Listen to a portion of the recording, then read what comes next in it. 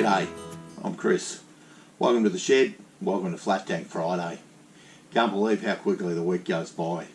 Had a big couple of weeks, lots of stuff going on.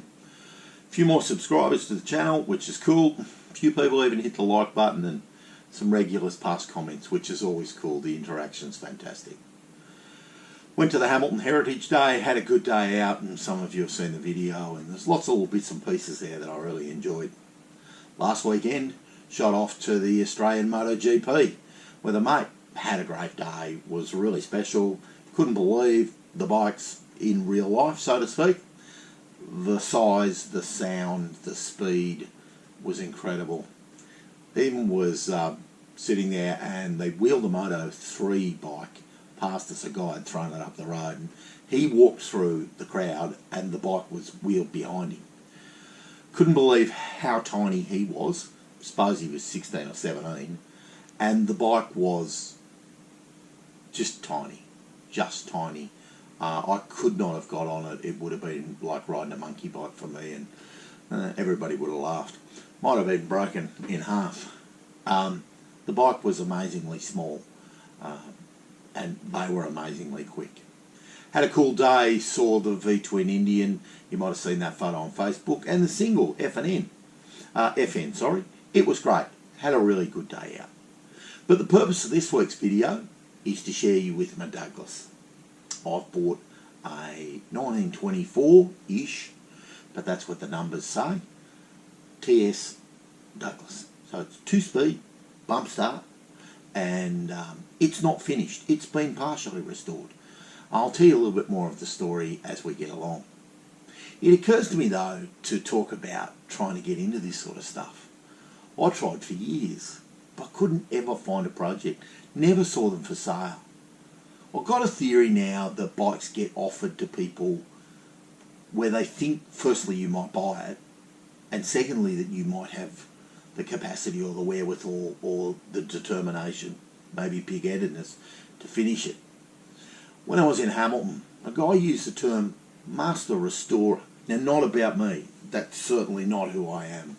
I do the best I can, and my work's improved over a series of years, but a master restorer I am not. Bikes get offered in a circle, so it wasn't until I'd restored a few bikes of later years that then the veteran and vintage stuff starts to come to your attention, or you come to the attention of the people who've got it, and then it gets offered to you.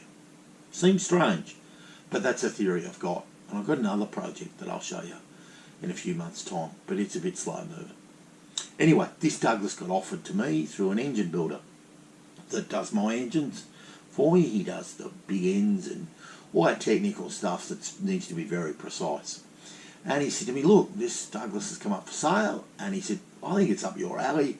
It's 75, 85% complete, and there's lots of spares with it. I think it's for you. Why don't you go and have a look? So I did a deal. Now, the astute amongst you, maybe you can see this stuff on the table, will see that I've been building a few bits and pieces and trying to get it to the point that it'll go. I don't think it's that far away. For those who watched during the week, the biggest deal was getting a barrel board. I had to find someone who'd do it, and then I had to wait patiently while it got done. That's been done, and now I'm off chasing some piston rings, and hopefully in the next few weeks that'll be done and the pistons can go in, barrels can go on, and then we'll look a little bit further at a few bits and pieces and try and get it sorted out.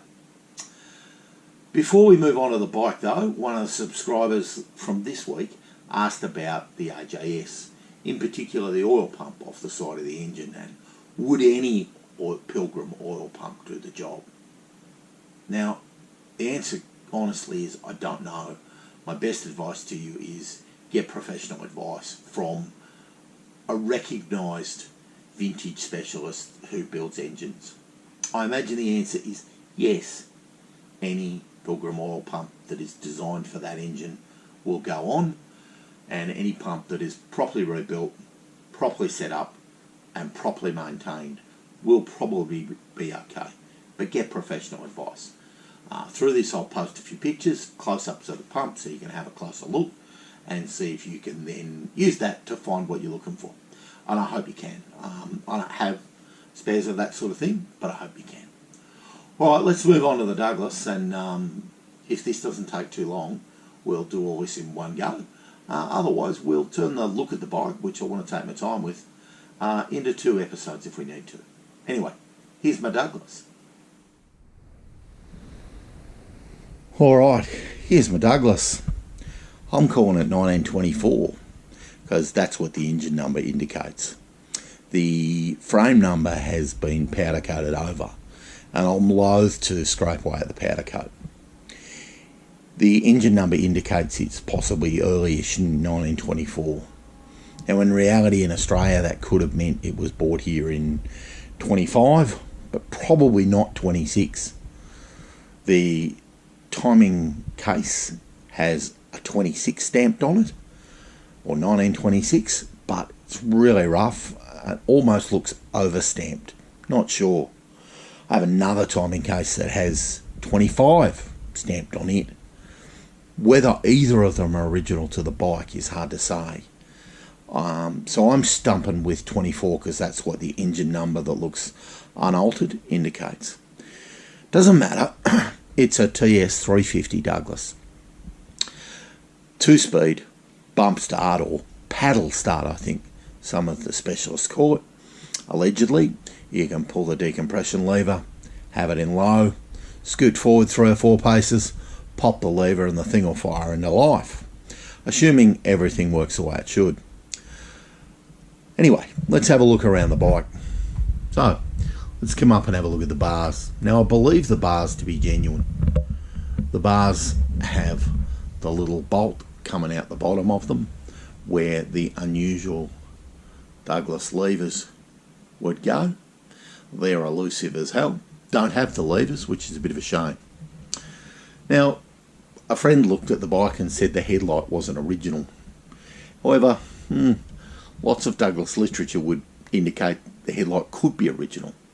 Is it? Isn't it? Nah, I'm not sure it matters to me. It's a nice looking headlight. It's been re-nickeled, restored, and is in really good condition.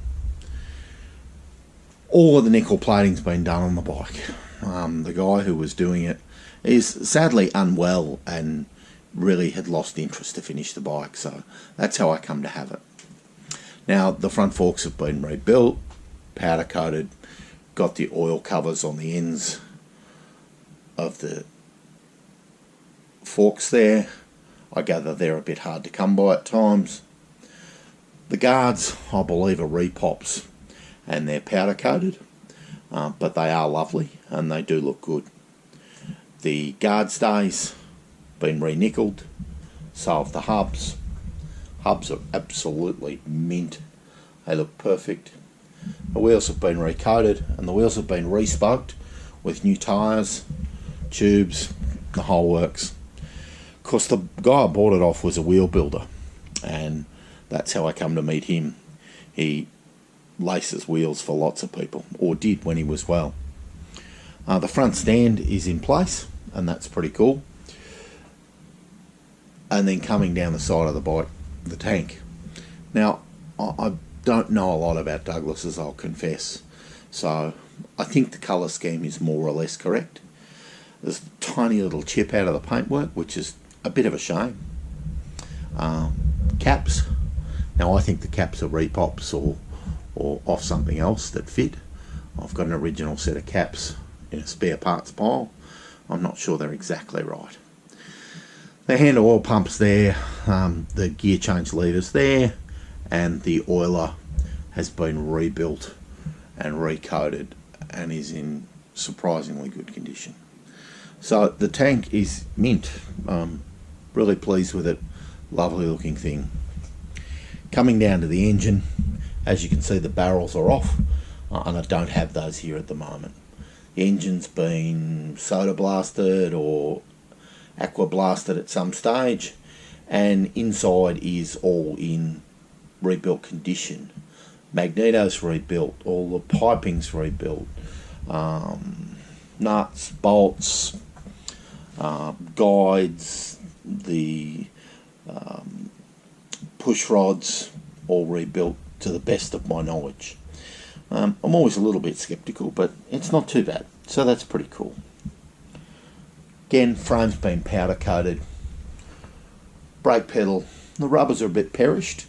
I'd say this has been a long-term project, and he's bought parts and they've become a little bit shabby as the years have gone on. Brake pedal's good, brake arm's good, pulley's good, everything's good.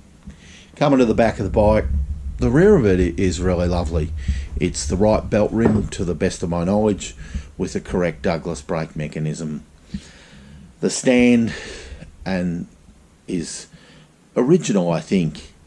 I'm not sure about the adjusters for how far it'll go back, but it looks about right. I know the carrier to be a reproduction that the guy building it made himself, because he borrowed an original off a friend and he copied it. And he was very transparent when I went to look at it and to buy it. The guard is a reproduction, and there's no question about that. Seat obviously appears to have been recovered, but a long time ago. It has been refurbished underneath. I don't know that I'll do anything about it or change it. I'd probably prefer it was a tanner colour than that, but it is what it is. So for now, it'll be just fine. There's a carbide tail light, and it's a little bit tired, but probably not worth tackling to do anything dramatic about it. The number plate mount, I'd say that's been freshly made in the last 5 or 6 years. Maybe even the bracket that mounts to the guard, not quite in the middle, but it's been made as well. The stand clip could be a reproduction or it could be genuine. I couldn't say. Again, it's all been nickel plated. All the nuts and the bolts, the whole works have been done. As I like to do, looking back down the bike, it's a treat. Everything looks really good. Let's come back to this side of the bike and just have a look at the one problem I've noted with the bike. So, in my excitement to get going, start looking at things that need done. I immediately note that the belt won't pass the rear guard. So, in somebody's haste to get parts powder coated, they have neglected to remove part of the guard to let the belt go by. That's going to be one of my first projects, to get the guard off, see if I can cut the guard in some way without horribly disfiguring the powder coating. I suspect it'll have to be blasted off and re-powder coated, which is never a simple job. But let's have a look at that, and that'll be one of my first jobs. And maybe I'll bring you along for the ride if you like, and you can see what happens. I think we'll call that the end of part 1 of the Douglas. We'll come back next week on Flat Tank Friday, and we'll have a look at the other side of the bike, and we'll have a look at the stack of spares that came with the bike. There's a couple of engines, or parts thereof, a lot of pistons, the exhaust, the carby, and bits and pieces. And I might have the barrels back in the shed then. It's been a treat to have you in the shed for Flat Tank Friday, and it's been a privilege to be able to share the Douglas with you.